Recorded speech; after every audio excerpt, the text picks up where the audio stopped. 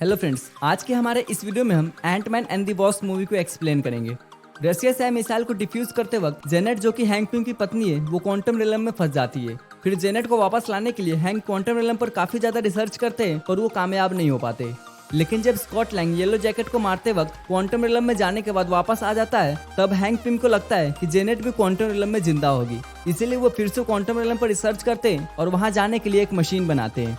दूसरी तरफ स्कॉट को कैप्टन अमेरिका सिविल वॉर में स्टीव की मदद करने की वजह से जेल में बंद कर दिया जाता है। लेकिन जब स्कॉट होमलैंड सिक्योरिटी और जर्मन गवर्नमेंट के साथ एक डील कर लेता है तो उसे वापस अमेरिका आने दिया जाता है, पर उसे 2 साल के लिए घर में बंद रहने का सजा दिया जाता है। इसके अलावा उसे ऐसे किसी भी आदमी से बात करने की अनुमति नहीं थी जिसने सुकोविया एकॉर्ड्स का कानून तोड़ा था। इसीलिए स्कॉट ना तो हैंक पिम से बात कर सकता था ना ही होप से, क्योंकि एंटमैन की टेक्नोलॉजी हैंक पिम की टेक्नोलॉजी थी, तो इनडायरेक्टली ही सही हैंक ने भी कानून तोड़ा था। इसीलिए कानून हैंक को भी गुनहगार मानती है।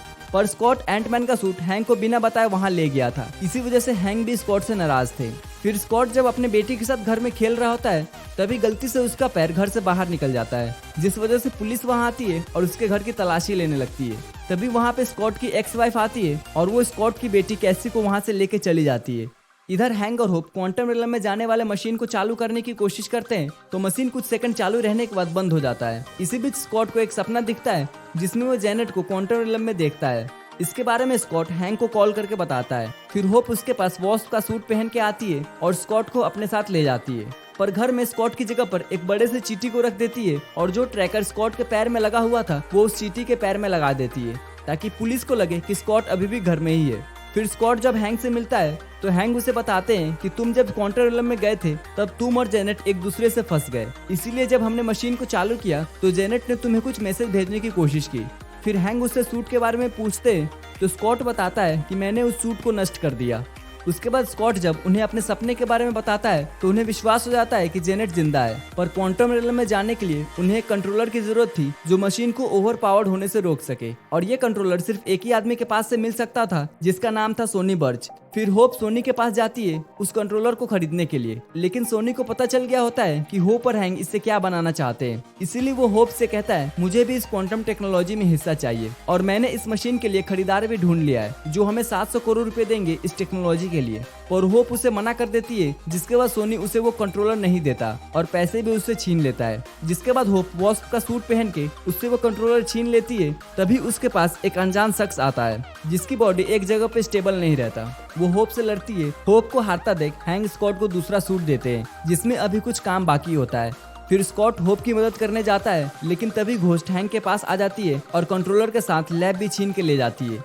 घोस्ट असल में एक लड़की है जिसका नाम एवा स्टार है। हैंक पिम और एवा के पिता alias star shield quantum research में एक साथ काम करते थे, लेकिन एलाइस ने हैंक का आइडिया चुराने का कोशिश किया, जिसके बाद हैंक ने उसे शील्ड से निकाल दिया। पर एलाइस ने अपनी इज्जत वापस पाने के लिए रिसर्च जारी रखी। उसने क्वांटम मशीन बनाने की कोशिश की। फिर जब उसने उस मशीन को चालू किया तो उस मशीन में कुछ गड़बड़ी रह गई थी, जिस वजह से वो मशीन फटने वाला था।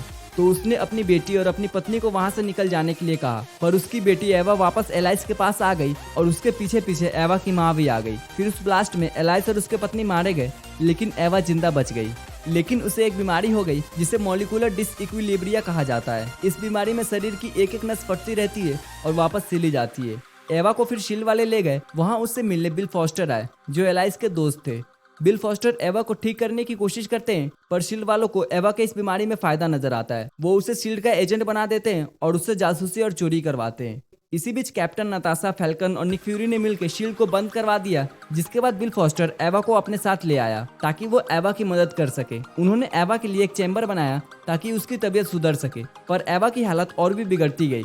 फिर जब उन्हें पता चला कि हैंक क्वांटम मशीन बना रहे हैं, इसीलिए एवा ने वो लैब चुराया था ताकि वो क्वांटम मशीन चालू करके जेनेट की पावर अपने अंदर लेकर खुद ठीक हो सके। इधर हैंक, स्कॉट और होप लैब ढूंढने की कोशिश करते हैं, पर उन्हें एक इक्विपमेंट की जरूरत होती है जिसकी मदद से लैब को ढूंढा जा सकता है, और उस इक्विपमेंट के लिए वो बिल फॉस्टर के पास जाते हैं। बिल उन्हें एक आइडिया बताते हैं जिसकी मदद से लैब को ढूंढा जा सकता है, पर उसके लिए उन्हें पुराने एंटमैन सूट की जरूरत थी जो स्कॉट ने सबसे कहा था कि उसने नष्ट कर दिया है। पर उसने उस सूट को नष्ट नहीं किया था, उसने उस सूट को एक ट्रॉफी के अंदर छुपा के रखा था, लेकिन उस ट्रॉफी को स्कॉट की बेटी अपने स्कूल में ले गई थी। इसीलिए वो उसके स्कूल में जाते हैं उस ट्रॉफी को लाने के लिए।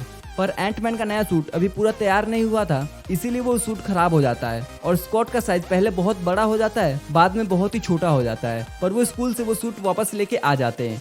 उस सूट को वापस लाने के बाद वो उसकी मदद से लैब का लोकेशन पता लगा लेते हैं। फिर जब वो लैब लाने उस लोकेशन पर जाते हैं तब एवा इनसे लड़के इन्हें बेहोश कर देती है और तीनों को कुर्सी से बांध देती है। फिर उन तीनों को होश में लाने के बाद एवा अपने बारे में उन्हें बताती है। तभी वहाँ बिल फॉस्टर भी आ जाते हैं। फिर वो वहाँ से लैब लेके जाने वाले होते हैं।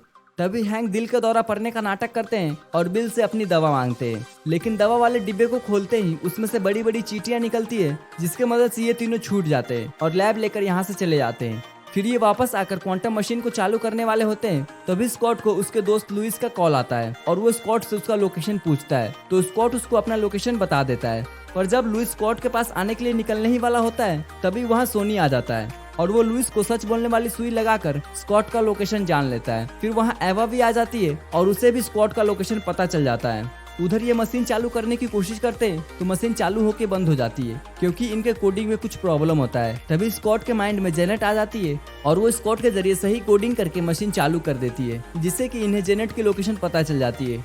तभी लुइस स्कॉट को कॉल करके बता देता है कि सोनी, पुलिस और एवा को तुम्हारी लोकेशन पता है, इसीलिए तुम्हें वहां से जल्द निकलना होगा। इसके बाद स्कॉट अपने घर पर जाता है क्योंकि पुलिस उसे ढूंढने के लिए उसके घर पर भी आ रही होती है। फिर जब पुलिस स्कॉट के घर पे आती है तो स्कॉट अपने बाथरूम से निकलता है क्योंकि वो एंटमैन के सूट की मदद से यहाँ आ गया था।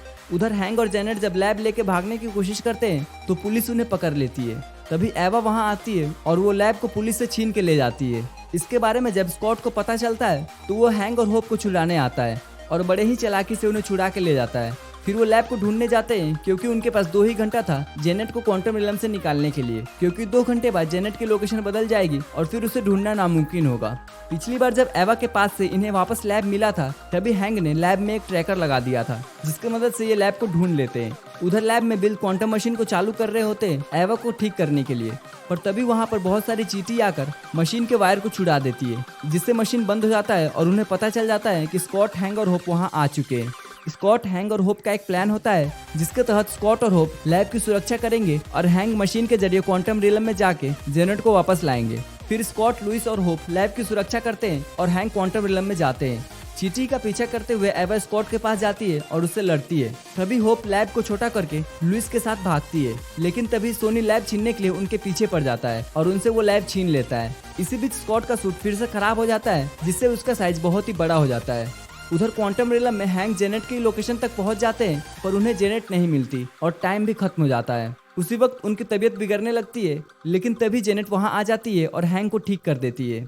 जेनेट पिछले 30 साल से क्वांटम रिलम में थी, जिस वजह से उसके अंदर क्वांटम ऊर्जा आ गई थी। फिर जब वे यहाँ से निकलने के लिए तैयार होते हैं तब उन्हें लैब का लोकेशन नहीं मिलता, क्योंकि लैब उस समय काफी छोटा था और सोनी उसे बोट पे लेके भाग रहा था। पर स्कॉट बहुत बड़ा होकर सोनी से वो लैब छीन लेता है, पर काफी बड़ा होने की वजह से उसे नींद आने लगती है, इसीलिए वो लैब को जमीन पर रख के पानी में ही सो जाता है। फिर वहाँ लुइस और होप आते हैं। होप लुइस को लैब संभालने के लिए कहती है और खुद स्कॉट को बचाने जाती है, पर तभी वहाँ एवा आ जाती है और वो लुइस से वो लैब छीन के वहीं पे बड़ा कर देती है, जिससे हैंक और जेनेट को सिग्नल मिल जाता है और वो वापस आने लगते हैं। फिर एवा जेनेट से पावर लेके ठीक होने की कोशिश करती है, पर बिल उसे ऐसा करने से मना करता है, लेकिन एवा उसे उठा के फेंक देती है और पावर लेना शुरू करती है। तभी वहाँ स्कॉट और होप आ जाते हैं और एवा को ऐसा करने से रोक देते हैं और तभी हैंक और जेनेट भी बाहर आ जाते हैं। होप अपने माँ को देख के काफी खुश होती है और जेनेट भी अपनी बेटी को देख के काफी खुश होती है। फिर जेनेट एवा की मदद करती है उसे ठीक करने में, लेकिन तभी स्कॉट के घर पे पुलिस आ रही होती है, इसीलिए स्कॉट जल्दी से अपने घर पे आ जाता है, जिससे वो पकड़ा भी नहीं जाता है। फिर स्कॉट के पैर से वो ट्रैकर निकाल दिया जाता है क्योंकि उसका 2 साल पूरा हो गया होता है। मिड क्रेडिट सीन में हम देखते हैं कि हैंक और जेनेट छोटे से क्वांटम मशीन को बनाते हैं। फिर उस मशीन में स्कॉट जाता है क्वांटम एनर्जी एब्जॉर्ब करके लाने के लिए, ताकि वो एवा को पूरी तरह से ठीक कर सके। पर स्कॉट जब क्वांटम रिलम में ही होता है, पर तभी बाहर हैंक, जेनेट और होप तीनों धूल बन जाते हैं और स्कॉट क्वांटम रिलम में ही फंसा रह जाता है। अब ये तीनों कैसे धूल बने उसका एक्सप्लेनेशन हमें एवेंजर्स इन्फिनिटी वॉर में जानने को मिलेगा। सो फ्रेंड्स, ये थी Antman and the Wasp movie की एक्सप्लेनेशन वीडियो। अगर आपको ये वीडियो पसंद आई हो तो इसे लाइक जरूर कीजिएगा और अपने दोस्तों के साथ शेयर भी कीजिएगा, और ऐसी वीडियोस को देखने के लिए हमारे चैनल को सब्सक्राइब भी कीजिएगा। तो फिर मिलते हैं आपसे अगले वीडियो में, तब तक के लिए गुड बाय।